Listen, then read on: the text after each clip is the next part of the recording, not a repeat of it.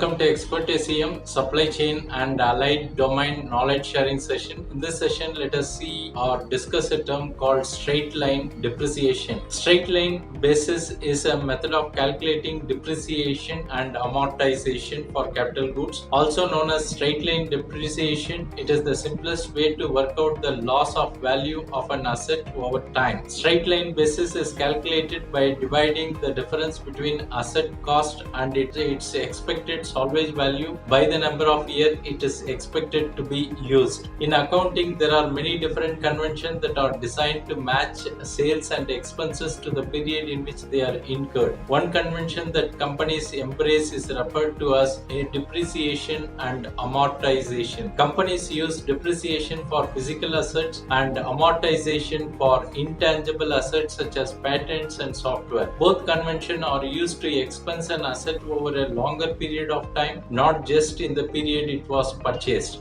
In other words, companies can stretch the cost of the assets over many different time frames, which lets them benefit from the asset without deducting the full cost from the net income. The challenge is determining how much to expense. One method accountants use to determine this amount is the straight line method. To calculate straight line basis, take the purchase price of an asset and then subtract the salvage value, its estimated sell-on value when it is no longer expected to be needed. Then divide the resulting figure by the total number of years the asset is expected to be useful, referred to as useful life in the accounting jargon. Thanks for watching. Bye.